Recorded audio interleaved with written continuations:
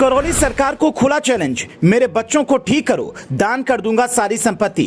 करौली सरकार ने पहले पत्नी को दिया तलाक, नेता से बने प्रॉपर्टी डीलर और अब बाबा। संतोष सिंह भदौरिया टेम्पो चलाते चलाते कैसे रातों रात हुए फेमस, खड़ी कर दी करोड़ों की संपत्ति। एक डॉक्टर की पिटाई के आरोप में चर्चाओं में आए करौली सरकार को रोज नए नए चैलेंज मिल रहे हैं। एक फूंक में मरीज को ठीक करने का दावा करने वाली करौली सरकार को कानपुर के एक वकील ने खुला चैलेंज दिया है। अगर उन्होंने मेरी बेटी और बेटे को ठीक कर दिया तो मैं अपनी सारी संपत्ति करौली बाबा के नाम कर दूंगा।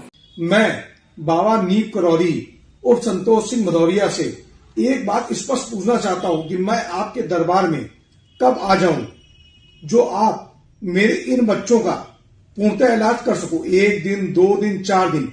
मैं आपको एक खुला चैलेंज देता हूं कि यदि आप मेरे बच्चों को सही कर दोगे तो इस संसार में मेरे नाम पे जो कुछ भी है, जो मेरी संपत्ति, मैं आपके नाम पे चैलेंज।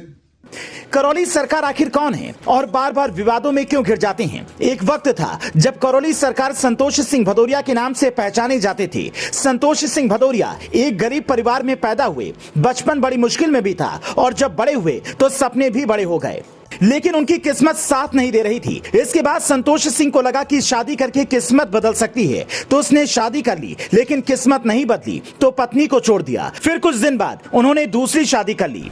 ससुराल से दहेज में टेम्पो मिला, जिससे चलाकर करौली सरकार ने घर चलाना शुरू किया, लेकिन इससे उनको संतोष नहीं हो रहा था तो उन्होंने शिवसेना ज्वाइन कर ली। फिर भारतीय किसान यूनियन का सहारा लिया। फिर संतोष सिंह भदौरिया ने प्रॉपर्टी डीलिंग का काम किया, लेकिन किसी में भी मन नहीं जमा तो उन्होंने केरल का रुख किया।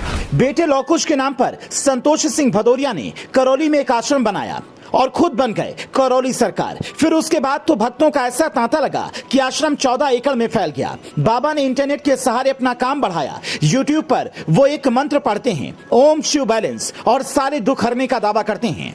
लेकिन 22 फरवरी को एक डॉक्टर 2600 रुपए की पर्ची कटाकर सरकार के दरबार में पहुंचा था। बाबा ने मंत्र पढ़कर फूंक मारी, पूछा कि कोई असर हुआ तो डॉक्टर ने इनकार कर दिया। इसके बाद तो फिर से बाबा ने मंत्र पढ़ा और फूंक मारी, लेकिन डॉक्टर ने फिर मना कर दिया कि कोई असर नहीं हुआ। इसके बाद जो हुआ उसने बवाल मचा दिया। डॉक्टर ने आरोप लगाया कि उसे एक कमरे में ले जाकर सरियों लात घूंसों से पीटा गया।